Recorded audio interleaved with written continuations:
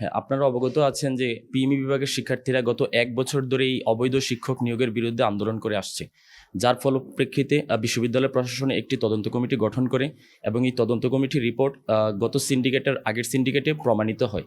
কিন্তু আমরা দেখছি যে ওনার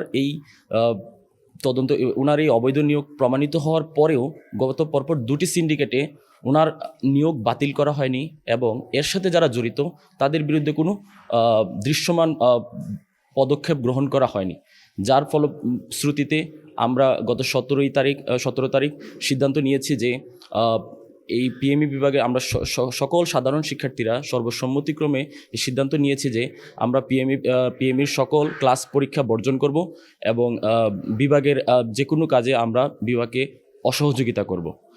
এখন পর্যন্ত আমরা এই স্ট্যান্ডেই আছি।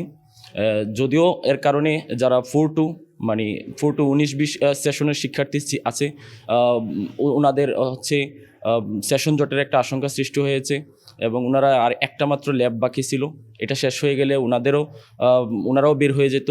আমরা জানি যে বর্তমানে বিশ্ববিদ্যালয়ে অনেকগুলা ব্যাচ রানিং, তো এই ক্ষেত্রে আমাদের পিএমই বিভাগও একটা জটিলতার সৃষ্টি হবে।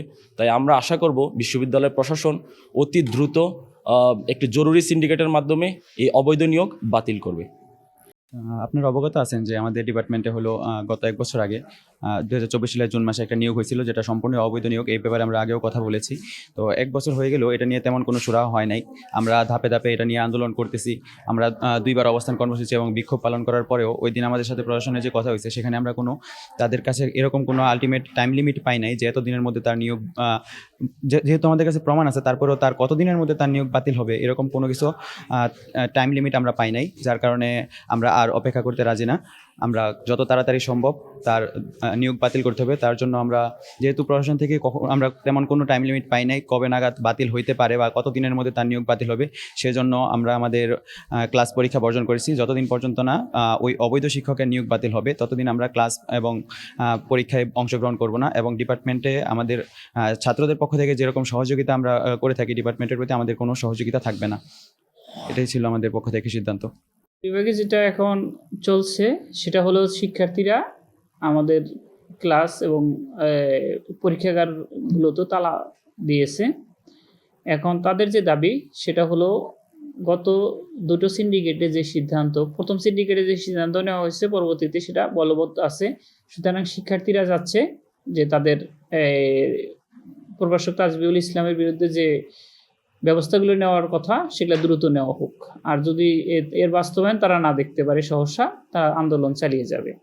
আমি ব্যক্তিগতভাবে শিক্ষার্থীদের সাথে কথা বলেছি, তাদেরকে কিছুটা নমনীয় হওয়ার কথা বলেছি, কিন্তু তারা বিষয়টা সুষ্ঠু সমাধান না হওয়া পর্যন্ত তারা আন্দোলন চালিয়ে যাবে। আমিও ব্যক্তিগতভাবে চাই এই অচল অবস্থা দ্রুত সমাধান হোক, শিক্ষার্থীরা তাদের জীবন স্বাভাবিক কার্যক্রমে দ্রুত ফিরে আসুক। আমরা শিক্ষার্থীদের জীবনে একদিনও যানজট বা সেশন জট যেটা আমরা চিন্তা করতেছি সেশন জট যেন না হয় সে বিষয়ে আমরা খুবই আন্তরিক। আমরা চাচ্ছি প্রশাসনকেও বলছি দ্রুত যেন এটার বাস্তবায়ন হয়।